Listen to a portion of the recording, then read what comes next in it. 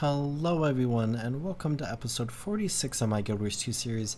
I wanted to start this episode off here on the character selection screen because I wanted to briefly talk about what character I want to play today in this episode, where we have been exploring the Guild Wars 2 personal story, and with the Guild Wars 2 personal story there's a lot going on in a lot of different parts of the world with a lot of different races, and we have created 8 different characters to explore different stories and professions throughout the start of the game here. And as we kind of progress through the game, this all is like an upside down pyramid where we start off with like 5 races, and then we join 3 orders, and then it condenses down even more into like Living World and future expansions where it's all one linear story. And as we begin to approach that point of the one linear story, we are probably going to be picking one character that is going to be our main character to play. And we have 8 different characters here and a 9th one in the future, and I will be picking one of these characters for us to be playing through a lot of in the expansions and whatnot and the end of the personal story. And if you have any ideas and suggestions about which character I should pick, go ahead and leave that down in the comments and I'll take it into consideration. But I believe I kind of know which one I want to do, but I'm going to save that for later.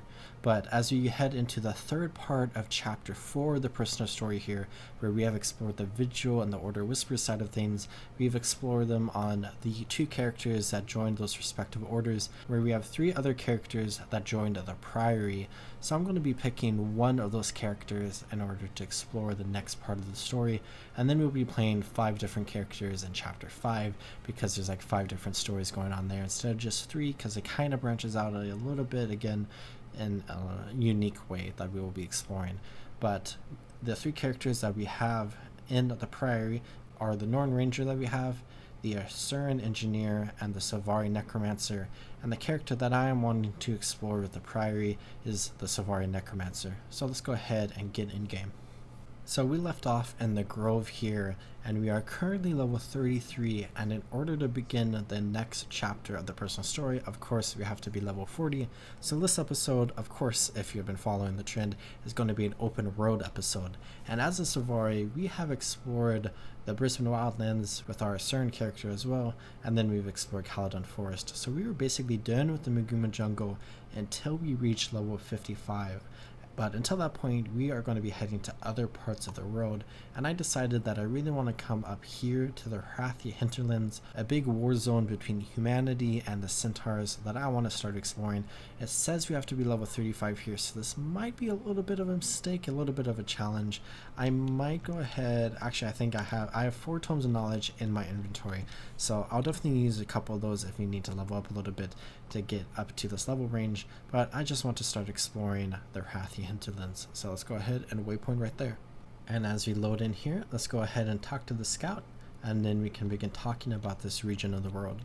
The Seraph at Nightcard Beach have allied with local Quaggan, but they're low on resources and manpower. Between treating the wounded and providing shelter for refugees, the Seraph are struggling to uphold their camp. So let's go ahead and begin exploring this region of the road, which is really cool because in the original release of Guild Wars 2, there is one more zone in Kryta after the zone in the region of Kryta.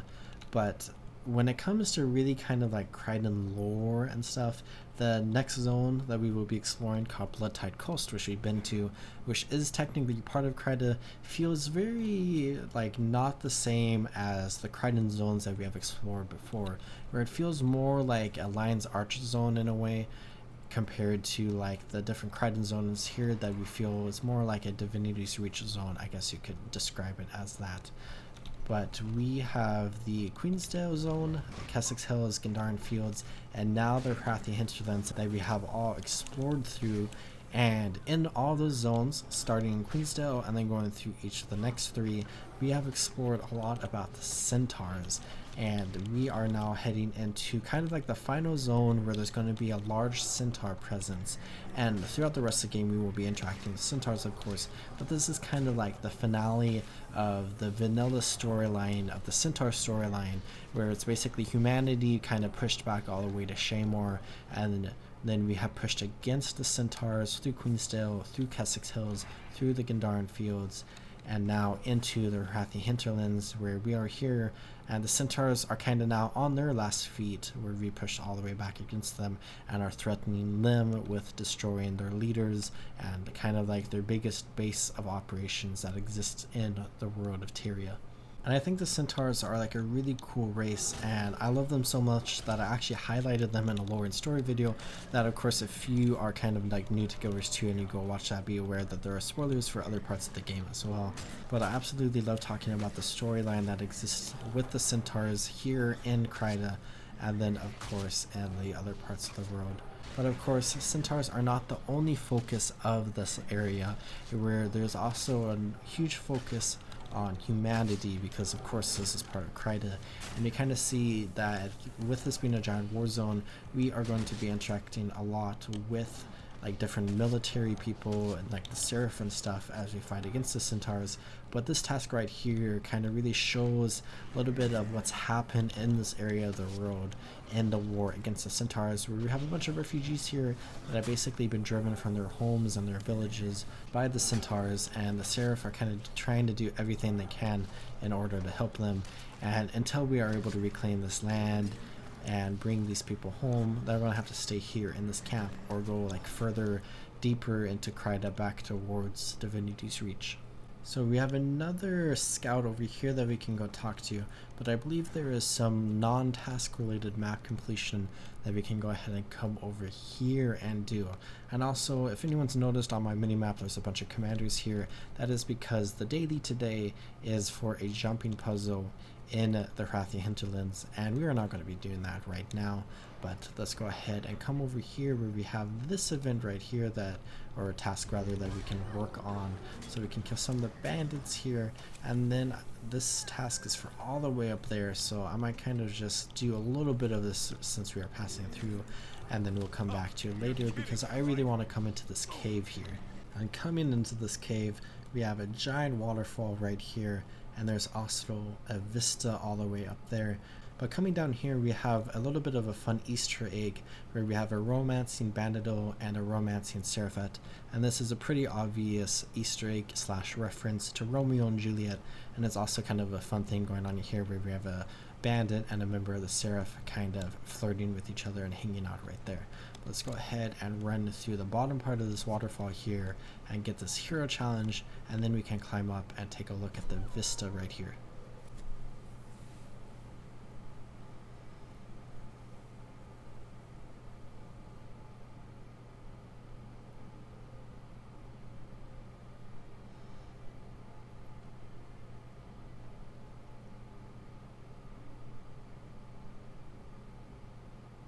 And then I believe the only other thing in this cave, other than a special guild mission, is a point of interest that we can go ahead and come through here. And we have this beautiful tree right here, or multiple trees actually. This is a gorgeous area, but we can grab this point of interest right here, and then I'm going to go ahead and waypoint out, and we can go talk to the scout that is on the other end of this area. The war against the Centaurs continues, even here. We're pretty far from the main Seraph force, but we keep fighting. Kane is a one-man wrecking crew, and the companions know how to raise some dust, too. So we have a few different tasks in this area, so let's go ahead and help out the Seraph, where we kind of see there's actually an event over here going on that we can participate in, where we're starting to enter the war zone between the humans and the Centaurs, where there are a ton of different encampments and like forts and different places all across the zone, where there are going to be a ton of events just like this one going on right here. And really this area is kind of dynamic in like a 2012 way, where some of the camps are going to be in control by the Centaurs and some of the camps are going to be in control by the Seraph, where obviously this camp right here is in control by the Seraph and the Centaurs are trying to take it over. And if we are to fail this event going on right now, the Centaurs of course are going to take over this land, and it's going to make all the other stuff going on around here harder, as it makes like things more difficult to navigate around. So let's go ahead and do our best to just defend this area, and more importantly, complete our task. We're completing the task is actually pretty fast, because as we kill this last Centaur, we have completed it and leveled up to level 34, so we can get our little bit of rewards from completing the task right there, which does stack up over time. And then we can get our level 34 rewards, and I think I'm going to pick the speed booster because it might be important later on in the game. And then we have a waypoint right here that is to the other entrance to this map from Gindaran Fields that we saw the other side of course. And then let's go ahead and run over here because there's a point of interest. And then I know a little bit of a secret that's not really a secret, but there's a diving goggle right here that we can see. So let's go ahead and run up here, and then we can put the diving goggles on and of course jump into the river right here like this, and we can land, and we should have gotten credit for that. And we can kind of swim down here where there is a point of interest and some Kryta with some quaggins. And then let's go ahead and come back up here. There are some sunken ships over there that is really cool, but if we look behind us, we can see the Vigil Keep, which is a really cool kind of like touch to this area, where of course the Vigil Keep is right here, bordering Gindaran Fields and the Harathi Hinterlands. And of course the main location that you interact with the Vigil Keep is in the Gindaran Fields, but since it's right there in like lore and stuff, of course we see it in Harathi Hinterlands as well, even if we don't really interact with it and it's more just a decoration type thing. But let's go ahead and continue forward this way, and we can make our way over here to complete this task. So let's get onto the surface and not be underwater and wrap her up. And we have a ton of different things going on around right here. First things first, let's go ahead and do this hero challenge. Level 38, this might be a little bit rough, but we have this ballista right here that we can fight against. And let's go ahead and summon our 2 minions right here. We're taking a lot of damage. It looks like we failed the event for defending the camp over there. Looks like the other person left as well, but that is okay. We can go ahead and just fight against this ballista, which we should be able to get down. It looks like the ballista's kind of been attacking our bone fiend there. The Moa was as well, so we lost our bone fiend, which is a little unfortunate, but we should be able to complete this hero challenge without too many issues. But there's another hero challenge right here, which is a really kind of fun location, and fun in like a very like it's a cool location type of way. But we have Daliak's Rest right here, and when we interact with this reads, for centuries, maybe even millennia, Daliaks have come to this place to die at the end of their natural life cycle. The air vibrates with energy, so we can commune with this place of power. And of course we see many dead Daliaks and many skeletons and stuff. And this is just a very like nice, somber, peaceful, flavorful part of the world that is really cool. And it reminds me a lot of like the Kodo graveyard in World of Warcraft, and like Desolace and Kalimdor, which is kind of like a similar vibe of these great, majestic, large creatures that kind of come from different parts of Kryta and other places to come here and basically die in a very like peaceful way at the end of their lifespan, surrounded by their ancestors. Let's go ahead and complete this task right here, which is actually a little bit of an annoying task to complete, and there are a few different things that we can do in order to complete it. One is this rat nest here, which we need to get a hawk from someone around here. Not from hawks, I believe. I think this is for an event. But the main thing that I like to do right here is come over to these ballista, and then we can go ahead and just, we have to hold it down a little bit longer than that after this, but we hold it down, and then we can fire it at all of these different targets right here. And then I'll go ahead and come over here and do the same thing, and then I'm basically just going to do this for the next little bit. I guess we can also spar the mercenaries here, so let's go ahead and do that. And to talk about this area just a little bit, there are a ton of mercenaries here at this mercenary camp, and it's kind of an interesting like extra story going on here. It's a little bit smaller in scope compared to everything else, but as the Seraph are fighting the Centaurs, there are a bunch of mercenaries where we can see there are like mostly humans, but there are members of every single race here that are kind of doing their part in fighting against the Centaurs and helping divinities reach without being a part of like an official military organization within humanity. But we are of course done with this task now, and there is one other piece of map completion in this immediate area, and that is this vista. And if memory serves me correctly, we want to loop back around this mountain and come up on this edge. Of course, I might be incorrect, but we should see a little bit. Yes, okay, so there is a little bit of like a way up the side of this mountain here, so we can go ahead and climb up here, and let's take a look at this vista.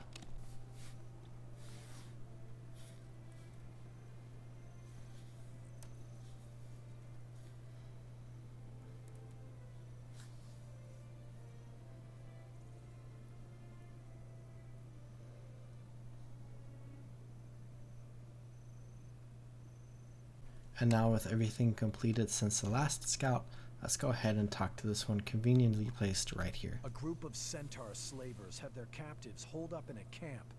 We need to free the imprisoned and put a stop to the Centaurs' cruel trade. So let's go ahead and head this way down the road here, and then we have another task, and I believe there are some events going on right here that we can go ahead and help out with. So this is a level 36 task, and a lot of the enemies around here are level 37. So we have to be a little careful to basically kind of just make sure we don't die, because we are a little outmatched, but we are still pretty powerful. And I think we are very close to gaining a few levels, because if you take a look at our adventure guide right here, we are at 9 out of 10 events completed for that achievement, which will complete volume 2, which will unlock volume 3, which we will have completed a bunch of stuff already in volume 3. So we're going to have to kind of like look out for that. There are a couple of point of interest and a vista over here, and I'm trying to remember how we get to this one point of interest. It just might be in the cave right here. I think there's a cave right here. So let's go ahead and get this point of interest first. And let's keep an eye out for a way to get up to the vista, which might be right here. Yeah, it looks like it's right here. But let's go ahead and run down here and run into this cave first, because this definitely looks like how we get to this point of interest. I thought it might be in like another part of the world where we have to like come in from like the southeastern area of this mountain, like further down in elevation, but we got that POI. So let's go ahead and run back up here and of course take a look at this vista.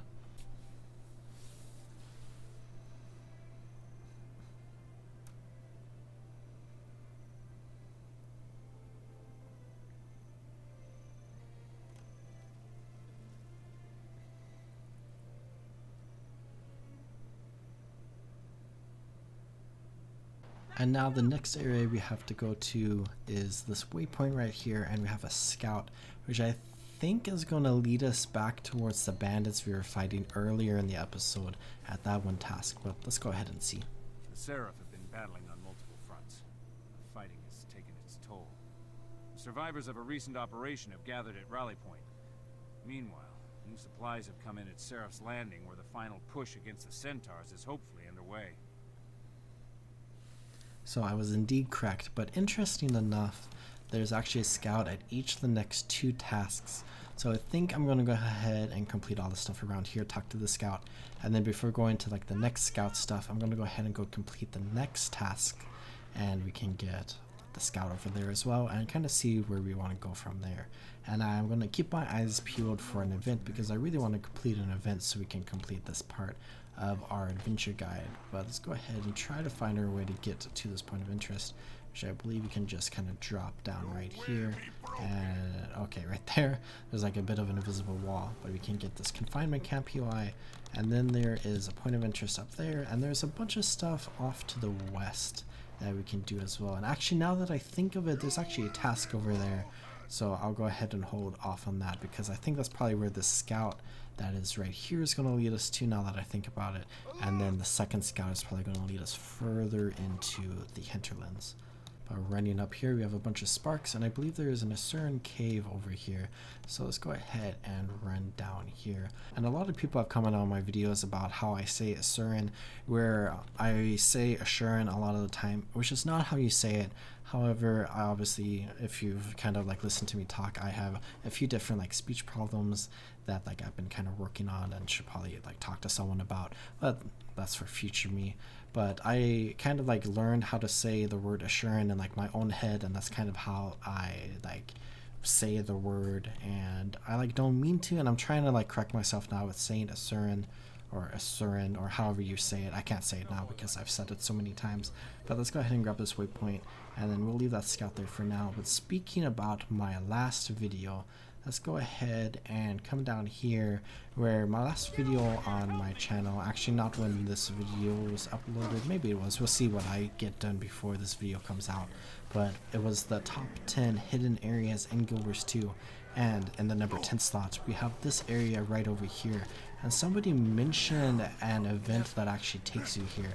And we see this event going on right now, but I don't believe this event actually leads directly into the cave. I think it's just like in the immediate vicinity right here. But let's go ahead and defeat this bandit leader, and as we do that, we're probably going to level up a couple times, which is very nice.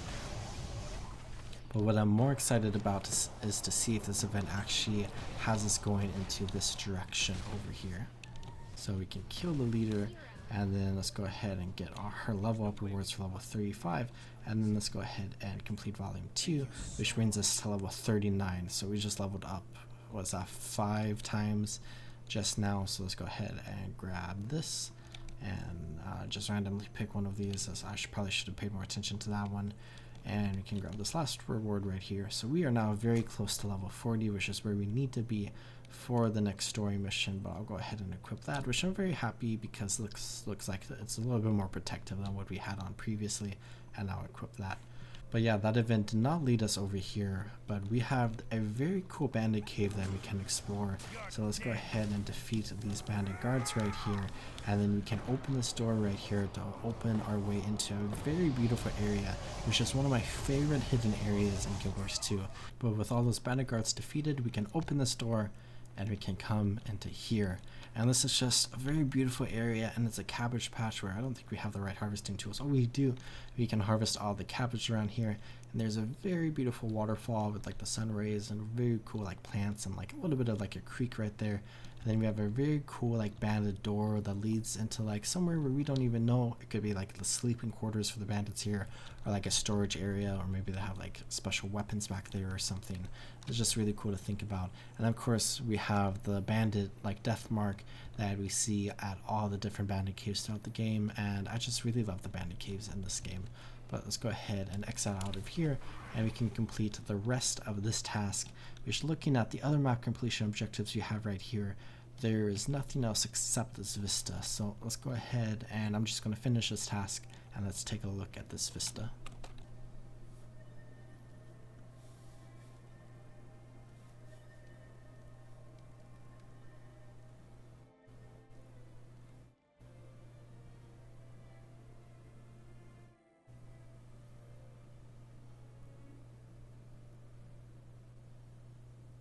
So actually completing that task and getting that vista leveled me up to level 40, so we can go ahead and grab that reward. And of course I have unlocked the 4th chapter of the personal story, but I'm going to go ahead and leave that for now, and we can continue forward with map completion, which is actually going sideways because I meant to come over here and talk to the scout. So let's go ahead and do just that. A member of the Derman Priory named Ket came through here on her way to the ruins of Demetra. No one has heard from her in a while. It could mean she's just busy with her work, or it could mean she's in trouble. If you have the time, could you go check on her? So let's go ahead and come over here to where we can see the ruins of Holy Demetra, which is a very cool location for people who kind of like Guild Wars 2 lore and kind of like thinking and like speculating about the lore of Guild Wars 2, because there isn't too much known about this place, but it is an ancient like human city that is now ruined, and there's a bunch of angry spirits here. And of course in this region of the world there has been a lot of war and conflict with like the White Mantle and the Centaurs and the Mersat and all of that stuff going on. The Char also marched through this area of the world and basically tried to destroy Kryta by coming in this way, and there's just been a lot of war stuff going on around here. And this is kind of a town that is a little representative of kind of those conflicts that have occurred, where this is like a very destroyed area, and I believe it has some connections to Saul D'Alessio, the founder of the White Mantle, which is fun. But we are just going to go ahead and fight some of the ghosts and grave robbers around here. But I will go ahead and work my way up into this little bit of interesting like tomb or ancient like fortress area up here. Whereas we fight our way into here, we can see that there are some torches we can light and a bunch more spirits that we can fight. And this is called the Martyr's Tomb, which I believe, I'll probably double check this on the wiki, and I might say something in the description. I believe this is where Saul D'Alessio was quote unquote buried, because for anyone who doesn't know Guild Wars 1 lore and like stuff that happened before Guild Wars 1, or even like before Guild Wars 2 for that matter, basically the founder of the White Mantle, who were basically like religious zealots, took control of the kingdom of Kryta by the hands of one man named Saul D'Alessio, who was basically not a good person and was basically exiled from Kryta and discovered the Mersat hidden north of Kryta. And he basically, with the assistance of the Mersat, were able to take control of Kryta and basically form the White Mantle. And when the Char destroyed Ascalon, they basically marched their way towards Kryta to like this area of the road, and the White Mantle were able to hold back and defeat the Char and basically save all of Kryta. But Saul D'Alessio was betrayed by the Mersat and was basically captured and taken away to further north to like an unknown location, and we don't really know what happened to him. And the Mersats were then able to basically take control of the White Mantle using like Confessor Dorian, I believe, who was kind of like announced as like the new leader of the White Mantle, but really it was kind of the Mersat that were the leaders of the White Mantle. But the Mersat lied to everyone and basically told everyone that Saul D'Alessio, as well as a bunch of other White Mantle, died in the conflict against the Char, saving Kryta from the Char and basically making him a martyr. And I believe this is kind of where he's supposed to be like buried, but of course he's not actually here because he did not die in the conflict against the Char. But as I gather this rich iron vein right here, there's a very kind of fun thing going on here as well, where we have the statue of Duena that we are interacting with. And it says, before you lies a battered statue of Duena, the elements have not been kind to it. There are indentations in the ground before the statue. It appears to have been made by people who spend a great deal of time kneeling here. So let's go ahead and back up here, and let's go ahead and kneel down in front of the statue like many people have done before. And then an emissary of Duena has appeared here, so let's go ahead and chat with her. And she says, fear not, mortal, I am not here to harm you. And we can ask, why do you haunt this place? And she says, I was a follower of Duena during my life, and I protect her children even in death. I do not haunt this place, rather, I warn those who trespass here of an evil that inhabits this crypt. And we can say, why are the spirits here agitated? And she says, centuries ago, a devout follower of Saul D'Alessio pledged to guard this tomb. He protected the crypt to his last breath, allowing only those he deemed worthy to enter. The rest he slayed. Even in death, he continued to guard his master's tomb ever so faithfully. However, one day he discovered that the tomb was empty, and in his anger, I believe this is supposed to be engaged, but it's a typo.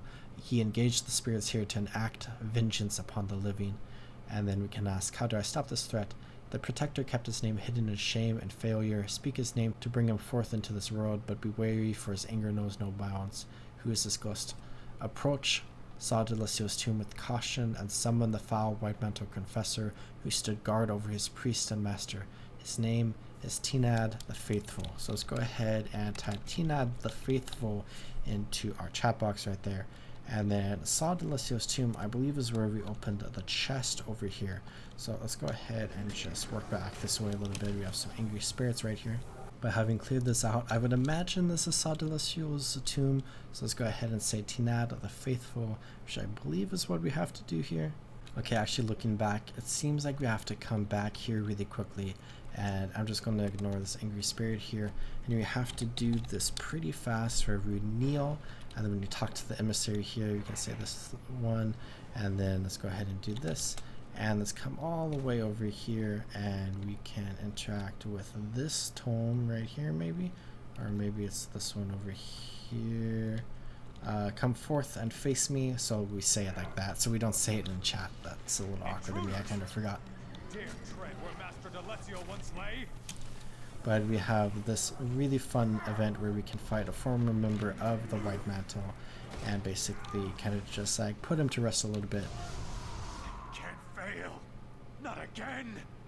I will return and fulfill my duty. And kind of put some of the spirits around here to rest. Let's go ahead and get to this task reward. And then let's go ahead and get our level up reward right here and press further into the Harathi Hinterlands. So continuing in this way, we have another camp that looks like it's under control of the Seraph right now. So let's go ahead and get this point of interest. And then let's go ahead and run towards like the biggest Seraph camp or town in all of the Harathi Hinterlands. Is this town right up here. And I forget the name of it actually. It is Seraph's Landing. Okay, pretty basic name. But let's go ahead and start working on all the different map completion objectives around here. And one thing I want to point out is actually a fun like environmental event that goes on right here, where we have this boat that comes in from like Divinity's Reach, I believe, and basically it delivers supplies, and then this bugged out bandit supply stealer will basically like steal the supplies if we have to fight it, and then the boat is going to go away for a little bit, and then it will come back, and basically the same thing happens on loop, in like a 5-minute loop or whatever. There's even some centaurs attacking the village right here, not as like a part of an event, but they kind of just like randomly attack this area. And then when we look at the northern side, there's a little bit of a, not super big, but a good like amount of centaurs that are camped out over here, where we can see up on the mountains there is actually a place that we cannot get to, but there are a bunch of centaur camps up there kind of showing that there are like centaurs that live up there and are kind of attacking this area. But of course we can get to that hero challenge, so let's go ahead and do that. So we can commune with this place of power, and we can get a hero point. And I actually haven't looked at my hero points for a while, so I might go ahead and do that in just a moment. But let's go ahead and finish this task, and then take a look at the vista that we can look at right here as well.